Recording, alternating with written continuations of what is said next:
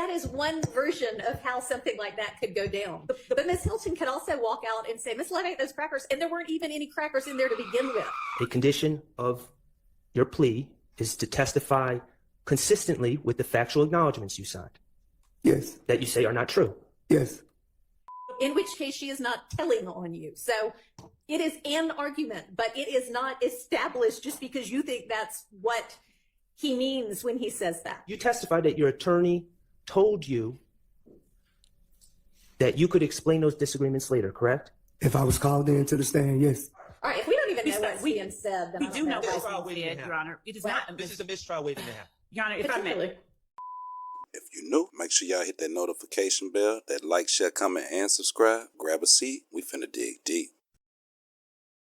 What's up, YouTube family, and thanks for tuning in. Before we dig deep, go ahead and smash that like button. It really helps the channel and lets us keep bringing content that you love. Now, by the end of this video, you're definitely going to see something shocking, but not too surprising. Now, the DA is allegedly trying to hit Montunk with apparently 35 years for his testimony if he backtracked in the YSL trial. But here's the catch. His time should actually only add up to 30 years, even though 30 years is a long time. But ask yourself this, where did the extra 5 years come from? So was it state intimidation or witness manipulation? So we're going to start off by going through the start of the day and how it led up to the defense actually coming through, exposing the state. So we'll flash back to the beginning of the day and how it all started. Definitely stick around so we can all see how it played out. As always, don't forget to like, comment, and subscribe. Was the defense breaking down Montunk's plea deal in front of the jury? Make the state's case look even more weak? Man, y'all know the vibes. Grab a seat. We finna dig deep.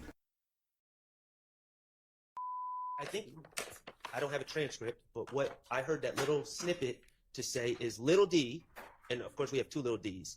I'm going to assume for the purposes of this statement that he's talking about Mr. Zachary, was saying things at the condo and putting Shannon there, meaning, and he also references Nard, who's Demise McMullen, there being the murder scene. There being the murder scene? Yes. Honest to God, a transcript would really help because it's hard to tell what everybody's saying. Our transcript is of the quality. Okay, but y'all can retranscribe little snippets. Somebody who knows what the content is, like what is being talked about. It's not, it's not that hard to do. We have not a formal transcript. We have what is being talked about in timestamp form that we can give to the court. Okay, so is it your understanding that they're talking about the murder scene or they're talking about the condo right there, what we just heard? They were talking about the condo when he said that they met up at old boy's house. All right, if we don't even know what's being said, then We I do don't know what's what's being being said. said, Your Honor. It is Well, not. This is a mistrial waiting to happen. Your Honor, if I may. Particularly. Go ahead. We are not going to cause a mistrial. So what's interesting is that the day started off with the state actually misrepresenting information again. Now, let's just say that this is on accident on purpose. Either way, it seems like it's a pattern of behavior and actually seems like organized crime. But that's another story. But ask yourself this, was the defense on to something early? Let's dig. So let me hear the part you actually want to play. Just the part you want to play. So, Your Honor, is it at this time that we're allowed to play the portion I told you that gave some context to we had a specific part the court just asked us to play that we played. There is a part before that we have said. I don't want the part before it. I want to hear what it exactly and only what you want to play before the jury, because that's what I need to rule on. Yes, Your Honor. This guy know if he say, you remember when we talked on the phone, he's like, well, you ain't know nothing about it, you was in the blind. Mm-hmm. They told them folks this. After Lud got killed, all of us met up together and went down over house. Them made that word. That's how you know it's he. Mr. Sledge, specifically on the stand, you said the only people you remembered were blah, blah. Didn't you tell whoever this is, your girlfriend, didn't you all discuss the fact that he was also there or something to that effect? And then if he says no, then you confront him with this prior inconsistent statement, which he needs to listen to first without the jury hearing. And then he can say, oh yeah, actually I did. And if he still says, I don't know, then you can play that little part.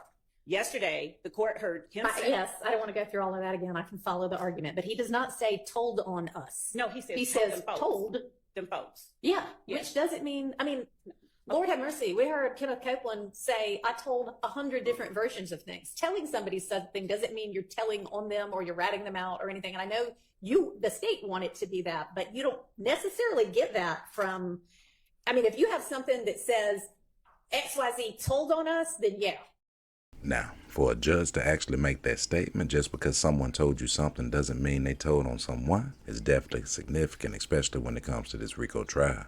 In the times we're in, a lot of things are definitely determined by public perception. So for the state to actually put this information out, publicly showing those other defendants that took pleas in this actual case, especially when the state knows that there is a fine line between giving testimony and outright snitching or accusing another person, actually almost makes you believe that the state actually used these plea deals just as leverage for their case. Let's dig. Your Honor, if Ms. Hilton and I were the only two people in a room where I ate someone's crackers, and Ms. Hilton comes out and she tells my boss, Ms. Love ate those crackers. And then my boss announces to the world, Ms. Love, you are dismissed because you ate so-and-so's crackers. And I say, well, I know it was Ms. Hilton who told, because Yes, that is one version of how something like that could go down. But Ms. Hilton could also walk out and say, Miss Love ate those crackers, and there weren't even any crackers in there to begin with, in which case she is not telling on you. So it is an argument, but it is not established just because you think that's what he means when he says that. So ain't no way possible you gonna tell me we went to all these years of law school and that was the best analogy we came up with almost 2 years into the YSL RICO trial? You compare crackers to these men fighting for their life? It's crazy. Now, luckily, the defense has been starting early and taking notes. Now it's time to actually start passing out these assignments. Let's dig. Point, in late December 2022, you became aware that the state was making a plea offer in your case. Yes. Okay. And the state's plea offer was an offer for probation. Yes. Okay. And probation, I know we know what it is, but for the jury, probation is you don't have to be in custody, right? You're released. Yes. Okay, and you have to check in with a probation officer. Yes. In your mind, that's preferable to prison. Yes. That's preferable to sitting in Rice Street Jail, correct? Yes. Okay. Probation would get you back to your family, Yes. get you back to your ill mother, Yes. and that would solve your issues as far as hiring an attorney to try the case. Yes. Now, as it turned out, there were factual acknowledgments that you would have to initial to receive that offer of probation, correct? Yes. Okay, when you first learned about probation, did you realize that there would be factual acknowledgments that you had to initial? No. Okay, but at some point your attorney told you to get this probation, you're going to have to agree to factual acknowledgments. Yes. Let's talk about the factual acknowledgments. Do you know who wrote the factual acknowledgments? No. Okay. Who presented the factual acknowledgments to you? Was it Miss Love? Yes. Okay. Did you know Miss Love back in 2015? No. Was she hanging out with you in 2015? No. Okay. I'm not trying to embarrass you. You're a smart man, okay? Right. But you did indicate that you didn't know what the word notoriety means. Yes. And you've also just said you didn't know what the word coercion means. Yes. Okay. Could you look on that in that document with the factual acknowledgments? Should be page 3. I'm going to ask you to look at factual acknowledgement 1. On the last line, does it have the word notoriety? Yes. Okay. I'm going to look at factual acknowledgement 5. On the last line, does it say notoriety? It's on 5. Yes. Yes. Now, what's interesting how Schards kept going through the actual plea, exposing how the state used these exact words, manipulation, and then coercion, for them to even put that in his plea. Is this what they actually did to him? Okay. Can I break it up? You Okay. can try. You disagreed with some of the factual acknowledgments that Miss Love presented to you, correct? Yes. Okay. And you brought that to your attorney's attention. Yes. And you were told that the state was not going to change those factual acknowledgments. Yes. Okay. On December 28th, 2022, did you let your disagreement with the factual acknowledgments stop you from entering that plea? No, Why not? because I wanted to go home to my sick mother.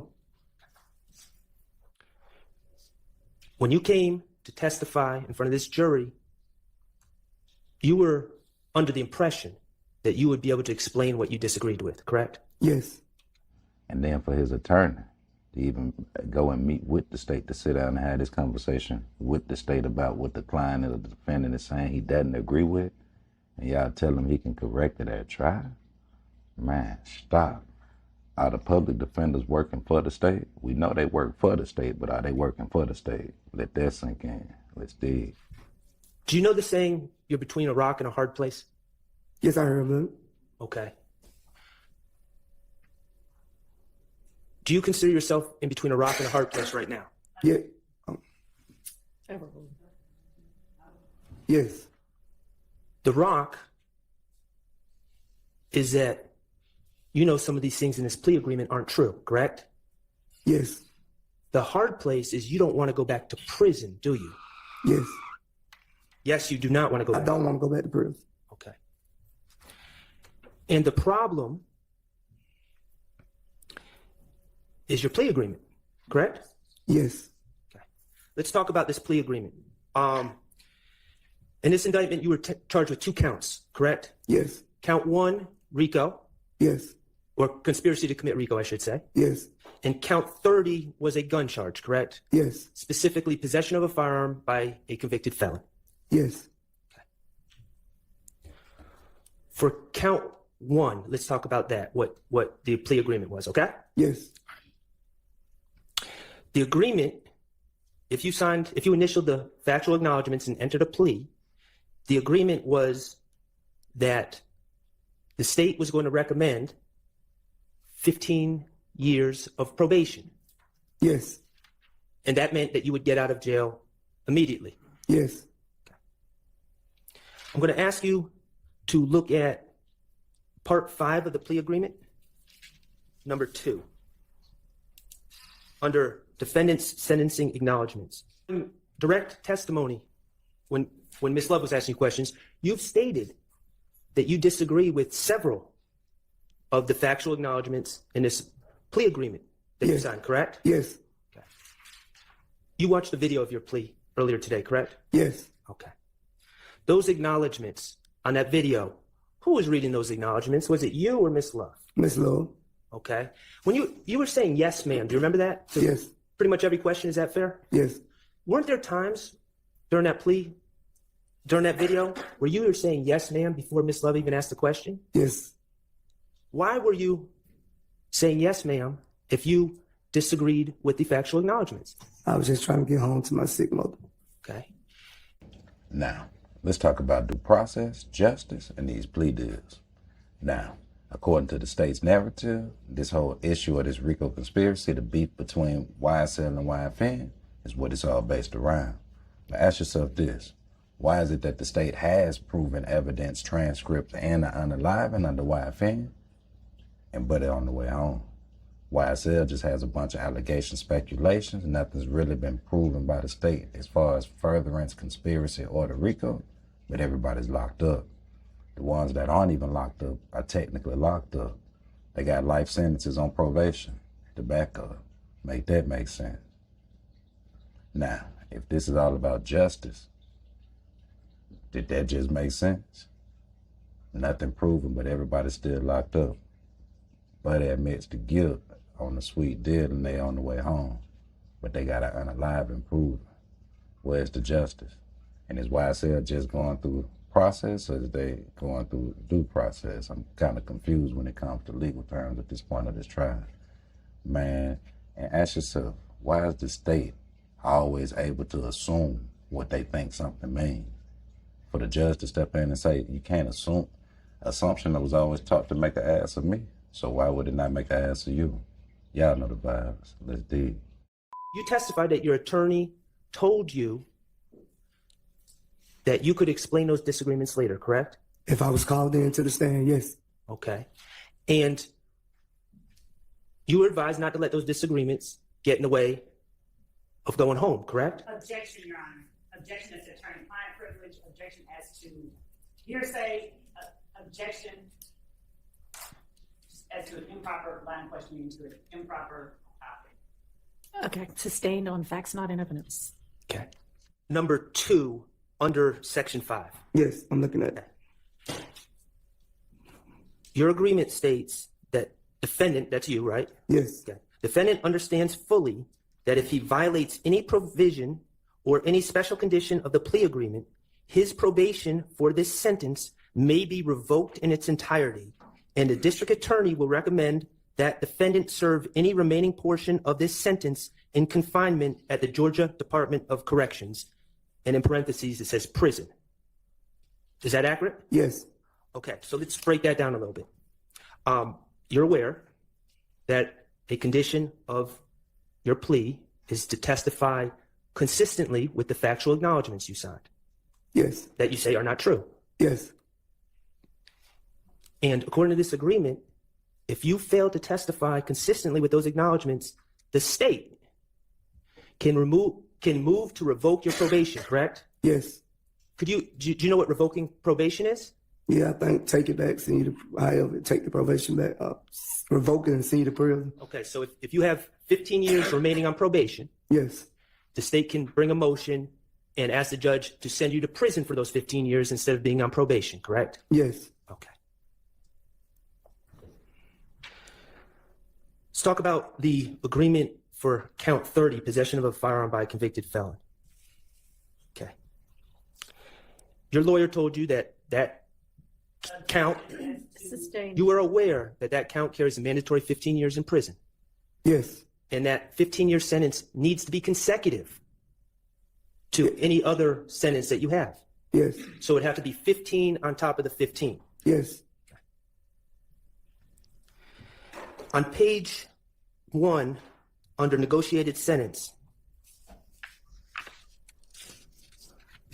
it says, where it says count 30, you said page 1? yes, page 1, sir. Okay, yes, It says, for count 30, that was the possession of firearm by a convicted felon, correct? yes, It says, sentencing withheld until the completion of the initial trial of this case. After the initial trial of this case, provided defendant, that's you, right, yes, has complied with the special conditions outlined in sections B, C, D, F, and I of Section 3, special conditions of sentence of this plea agreement, the state agrees the defendant shall be allowed to withdraw his plea on count 30, and the state shall agree to null pros count 30. That's what it says, right? yes. Okay, so let's talk about what your understanding of what this means. Yo, stop what you're doing real quick. Hit that like button and subscribe to the channel. It's free. Hit the like button. Share the video. Hit the like button. Let's dig. So did the state use smoke and mirrors? Did they continue to use the tactics that these former detectives were using to actually manipulate and coerce these defendants into pleas? But as you see, the prosecution's body language is definitely off as the defense continues to shred through this plea. But what is weird is how the judge still continues to allow all these objections coming in from the state, knowing that the assumptions from the state are the reason we're here in the first place. Let's dig. I freely, knowingly, and voluntarily entered into this agreement without force, threat, or coercion. And we already said you didn't know what coercion meant. Yes, Let's just say pressure. yes, That's not true, is it? You were pressured. yes, I was pressured. In fact, you were pressured into signing a document that claims that you're entering the agreement without pressure. Yes,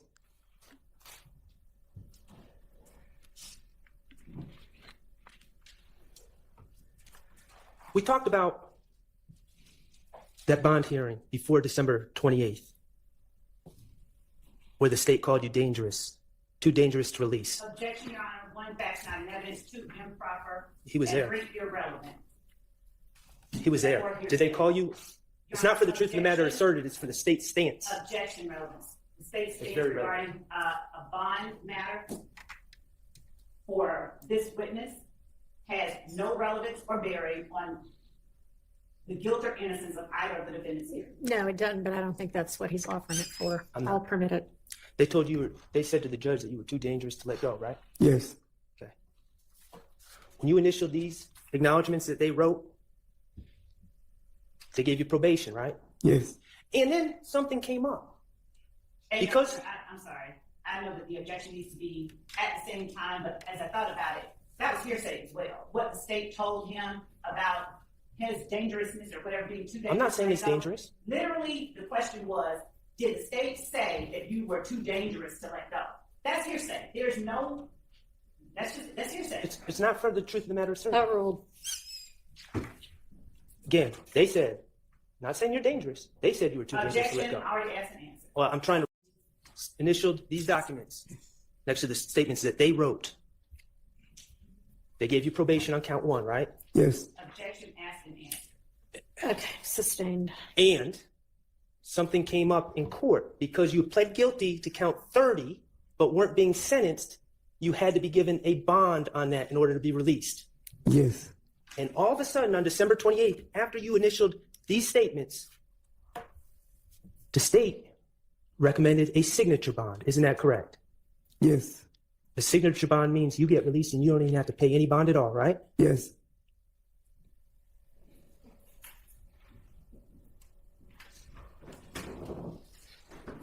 Have you ever been able to figure out what made you so dangerous before December 28th? Sustained. I have no further questions. Thank you. All right. So is it safe to say that the state took advantage of these defendants? See the situations that they in, some have nothing to lose and some have nothing to gain. But at the same time, the only ones that did was the state. Now, for them to push this person in the actual corner like this, to have him make a decision like that, backed up on 30 years, what would you do? Take the opportunity to go spend it with your mother? Or take the 30 years knowing that you just got out from doing some time before for some whatever? Now, the state manipulated, in my personal opinion, and forced these plea deals out. As I've always said from the beginning of the case, this state's case has always been weak, in my personal opinion. And they used these plea deals and took advantage of the defendants to actually try to help build the case. But ask yourself, are we watching the same thing that the case was built on actually be the same thing that the case is going to fall apart on? Or is it just a bigger play from the state? Did the state actually take advantage of these defendants? Absolutely. In my personal opinion, they found every piece of information and angle that they could to actually make sure that they had that leverage to take advantage. Look at this. This man almost 50 years old, right? 8 kids, mother sick, possibly, potentially passing. And you got me in here talking about sign this, and I'm telling you it's not true, but if you want to see your 8 kids and your mother, I already been, plus you facing 30 years on paper, not having the intellect to understand all the financial resources to help get your way or fight your way through this, man, the state did this on purpose. So again, I got to salute the whole YSL defense for actually coming up and breaking the state's narrative down. My last videos, I keep saying each witness is going to hurt the state's testimony in their case. But ask yourself this, at the end of the day, is the jury convinced? Now, let's be real. It's people that have committed unalivings that haven't even got sentenced 30 years. He got 30 plus 5. Make that make sense. And how come none of the state's evidence ever makes sense? Where the extra 5 years come from? Now, will Montauk actually be sentenced for violating his plea? Let that sink in. In my personal opinion, I doubt it. But will the state actually try to get back on those defendants that we've seen in this trial who didn't honor their pleas? Possibly. But there should be something in place through the judicial system where the state is not able to go back and actually retaliate. And y'all know the vibes, man. Y'all make sure y'all jump in the comments. Let me know y'all's thoughts. Did the state take advantage of Mr. Sledge, or did Mr. Sledge play itself? And again, public defenders work for the state, but do they work for the state when they're supposed to be defending you in the case against the state? Y'all jump in the comments. Let me know y'all's thoughts. Till next time, remember, the life you save might be your very own. Till next time, it's your boy Jay. Gone.